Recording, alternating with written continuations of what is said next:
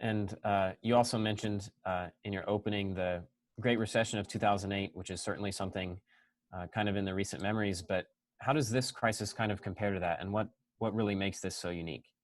So I'd say there's a positive difference, positive for us, and a negative one. So the very positive one is, for now, the financial system has held up really well. So the Fed has taken dramatic action, but we really we see markets functioning pretty Hmm. well. We haven't really seen financial institutions getting into trouble, and so that is good, right? So we're not really seeing liquidity driven issues, and we aren't really seeing fire sales Right. Hmm. of assets in the way that we saw back in 2008 and 9. So that's good.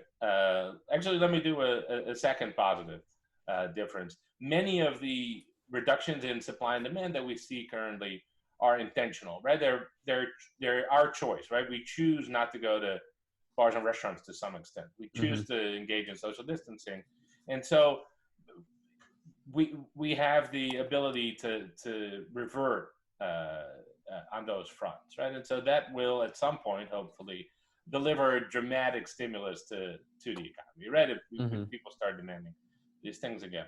Uh, I think two more negative features, not two more positive features. I have to do two more negative features than in 2008 too.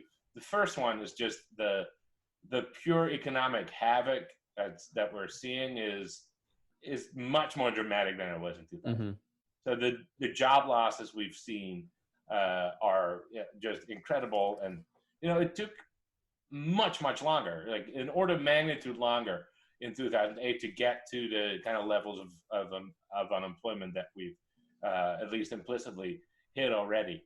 And secondly, there's a lot of uncertainty about what the next few months are going to look like. I think once the initial financial crisis was under control, we had a good sense of the damage. Obviously, tons of debt overhang issues and credit issues, but I think we kind of knew what we were dealing with. I don't think we know that well now.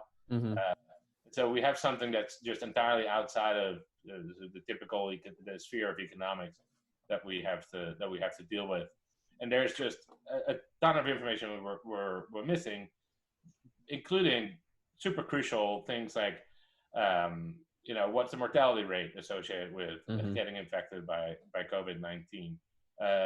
Can children pass on the virus?